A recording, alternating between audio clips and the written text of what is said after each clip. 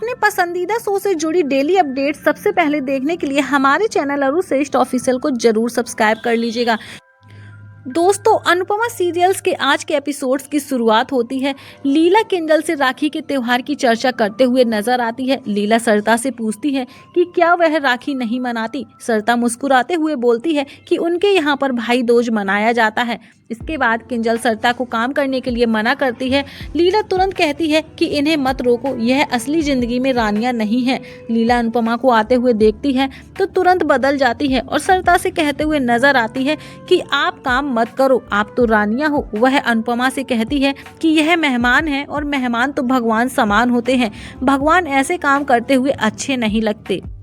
तभी वहां अनुपमा आती है और अनुपमा ये सब देखकर काफी इमोशनल हो जाती है और वो सरिता को धन्यवाद बोलती है और कहती है कि इतने सारे आरोप झेलने के बाद भी आप इस घर में रुकी हो। इस पर सरिता प्यार से कहती है कि हर घर में छोटी मोटी बातें होती रहती हैं और ऐसी बातों को नजरअंदाज कर देना ही सही है। सरिता अनुपमा को धन्यवाद कहती है क्योंकि उसने सरिता की साइड ली। जसप्रीत कहते हुए नजर आती है कि तुमने हम पर विश्वास किया, यह हमें बहुत अच्छा लगा।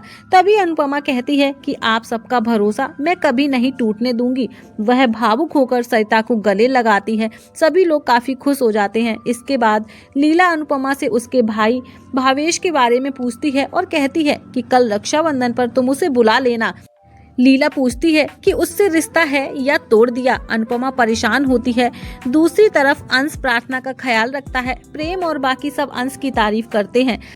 प्रेम अंश के गले लगकर उसे धन्यवाद कहता है और वह प्रार्थना का साथ दे रहा है। अंश कहता हुआ नजर आता है कि तुमने भी मेरी बहन को बहुत प्यार दिया और तुम इस घर के दामाद नहीं बेटे हो। दोनों ही काफी खुश होते हैं। प्रेम और बाकी सब अंश को दामाद होने के फायदे बताने लगते हैं।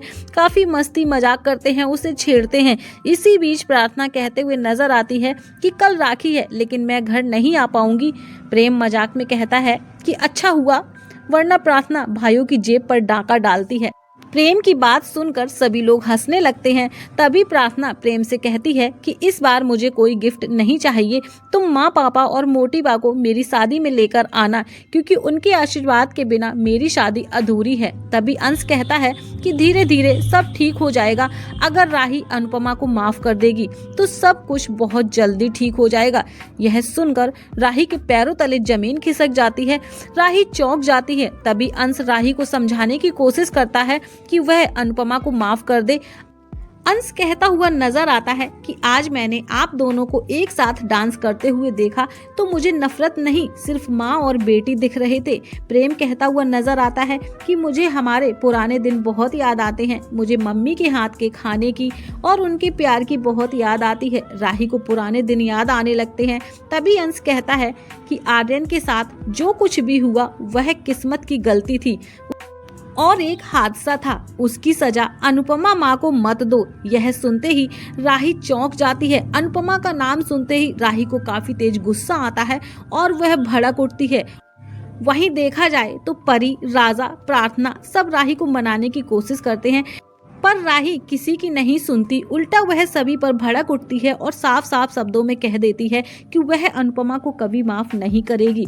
तभी प्रार्थना प्रेम से कहती है कि वह राही को समझाए और उसे शादी में जरूर लाए। प्रेम उससे कहता हुआ नजर आता है कि मैं सब संभाल लूंगा। दूसरी तरफ अनुपमा अपनी टीम के साथ डांस प्रैक्टिस कर रही होती है। तभी राही उन्हें देखती है। अनुपमा सबको डांस के स्टेप में मदद कर रही होती है। राही को पाखी की बातें याद आती हैं और इसी बीच अनुपमा की नजर राही पर पड़ती है। राही गुस्से में वहां से चली जाती है। दूसरी तरफ गौतम, ख्याति और मोटी बा को अनुपमा और राही का डांस वीडियो दिखाता है जिसमें मोटी बा और ख्याति हैरान हो जाती हैं। तभी गौतम उन्हें भड़काने की कोशिश करता है और कहता है कि राही का अपनी माँ से नफरत करना सिर्फ एक दिखावा है। राही अब दोनों को बेवकूफ बना रही है। वह अपनी माँ से नफरत नहीं बल्कि उसे प्यार करती है। जिसके बाद सभी लोग घर लौटते हैं। तभी ख्याति भड़क जाती है और राही पर गुस्सा करते हुए कहती है कि यहाँ पर तो तुम बहुत गुस्सा दिखा रही थी पर वहाँ जाकर हमारी दुश्मन के साथ डांस करने लग गई। तभी प्रेम कहता है कि पापा ने राही को जाने की इजाजत दी थी। ख्याति कहते हुए नजर आती है कि राही जाने से मना भी कर सकती थी। लेकिन नहीं, इसे भी तो अपने ससुराल के बारे में सोचना चाहिए था। राही ये सुनकर हैरान होती है। तभी मोटी बा कहती है कि कहीं तुम सच में अपनी माँ के साथ तो नहीं मिल गई, कहीं तुम माँ बेटी मिलकर हमें बेवकूफ तो नहीं बना रही। ख्याति कहती है कि कहीं ऐसा तो नहीं कि हम तुम्हें जिताने की कोशिश कर रहे हैं और तुम अनुपमा का साथ दे रही हो।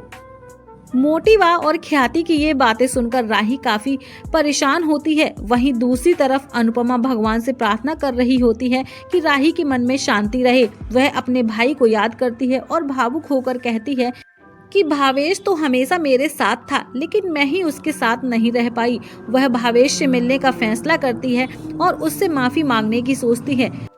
अनुपमा भगवान के आगे सबकी खुशहाली की प्रार्थना करती है और वो वहाँ से जाने लगती है। तभी उसकी साड़ी फंस जाती है। इतने में ही अनुपमा की नजर एक नीचे गिरे हुए ब्रेसलेट पर पड़ती है जो कि राही का होता है। वह कहती है कि भले ही राही अपनी माँ से कितना ही दूर भागे, लेकिन उसकी किस्मत उसे माँ के पल्लू में अटका कर ही रहेगी। वहीं दूसरी तरफ राही मोटीबा और ख्याति से कहती है कि आप लोग मुझे गलत मत समझो, मैं सिर्फ अंश और प्रार्थना के लिए वहां गई थी। सब लोग डांस कर रहे थे तो मेरा ध्यान नहीं गया। राही साफ शब्दों में कहती है कि वो औरत मेरे लिए पहले भी कॉम्पिटिटर ही थी और अभी भी कॉम्पिटिटर ही है। वहां जाकर मेरा गुस्सा बढ़ गया। मैं यह कंपटीशन हर हाल में जीत कर रहूंगी। प्रेम राही की बात सुनकर हैरान होता है। राही कहती है कि मैं उन्हें कभी माफ नहीं करूंगी। पापा ने मुझ पर भरोसा किया है और मैं पापा का भरोसा टूटने नहीं दूंगी। राही गुस्से में वहां से चली जाती है। तभी प्रेम गुस्से में ख्याति और मोटीबा पर भड़कता है और कहता है कि क्या इस घर में आप किसी को खुश नहीं देख सकते? इस घर में कोई भी खुश होता है तो आपको जलन होने लगती है। आप ना तो खुद खुश रहते हो और ना ही किसी और को रहने देते हो। आप इस गुस्से और नफरत का क्या करोगे? आपने इसे ही अपना कंफर्ट जोन बना लिया है जिससे आप बाहर निकलना ही नहीं चाहते। प्रेम सभी पर काफी तेज भड़कता है और कहता हुआ नजर आता है, आप इससे बाहर आइए। मोटीबा ये सुनकर हैरान होती है। तभी प्रेम कहता है कि मैं भी चाहता हूँ कि राही जीते, लेकिन मुझे पता है कि मम्मी में क्या हुनर है। यह कंपटीशन भले ही कोई भी जीते, लेकिन हार सबकी होने वाली है। मोटीबा और ख्याति हैरान हो जाती हैं। सभी लोगों के जाने के बाद गौतम कहता हुआ नजर आता है कि राही भले ही कितनी ही बड़ी बड़ी बातें कर ले, पर वो स्टेज पर अपनी माँ के इशारों पर ही नाचेगी। अगली सुबह अनुपमा कान्हा जी को राखी बांधती है और लीला बताती है कि वह सबके लिए राखियां लेकर आई है। तभी जसप्रीत कहते हुए नजर आती है कि मेरा तो कोई भाई नहीं। लीला कहती है कि फिर तुम राखी किसको बांधोगी? तभी जसप्रीत कहते हुए नजर आती है कि हमारे चौल में सबसे ज्यादा सरिता की चलती है, तो हम सरिता को राखी बांधेंगे। लीला प्रार्थना को राखियां देती है। तभी अनुपमा कहती है कि प्रार्थना को आर्यन के लिए भी राखी रख देनी चाहिए। वह आर्यन की राखी प्रेम को बांध देगी। बाबूजी अनुपमा से पूछते हैं कि क्या वह भावेश से मिलने जाएगी। इसी बीच सरिता लीला से उसके भाई के बारे में पूछती है। तभी बाबूजी बताते हैं कि लीला का भाई भुलक्कड़ है। तभी लीला का भाई शाह हाउस में आता है। देखकर सभी लोग हैरान हो जाते हैं। लीला बेहद खुश होती है। तभी अनुपमा उसका आशीर्वाद लेने के लिए जाती है। लीला का भाई कहता हुआ नजर आता है कि यह लड़की कौन? अनुपमा कहती है कि मैं आपके पैर छू रही हूँ, मुझे आशीर्वाद दीजिए। वह भूल जाता है और आशीर्वाद देता है। तभी लीला खुश होकर उससे गले मिलने के लिए आती है, लेकिन उसका भाई मनोहर जी के गले मिलता है और उन्हें जीजा जी कहता है। मनोहर जी हैरान होते हैं और उसे पजामा जी कहते नजर आते हैं। वह कहता है कि पजामा जी नहीं, मामा जी होता है। मनोहर जी हमेशा की तरह कहते हैं कि फिर मैंने क्या बोला। सब हंसते हैं और इसी के साथ आज का जो एपिसोड है वो खत्म हो जाता है। फिलहाल तो दोस्तों आप सब बताइए कि आप लोगों को आज का एपिसोड कैसा लगा। अब आगे के एपिसोड्स में एक से बढ़कर एक जबरदस्त ट्विस्ट देखने को मिलने वाले हैं। फिलहाल तो आप सबका क्या कहना है अनुपमा को लेकर? अपनी राय इस वीडियो के कमेंट सेक्शन में हमें जरूर दीजिएगा। आगे की कहानी जानने के लिए कौन कौन एक्साइटेड है ये भी बताइएगा। फिलहाल तो दोस्तों वीडियो अच्छा लगा हो तो लाइक कमेंट शेयर जरूर कीजिएगा और अपने पसंदीदा शो से जुड़ी हर एक लेटेस्ट अपडेट पाने के लिए हमारे चैनल अरुण श्रेष्ठ ऑफिशियल को जरूर सब्सक्राइब कर लीजिएगा। फिर मिलती हूँ आपसे नेक्स्ट वीडियो के साथ।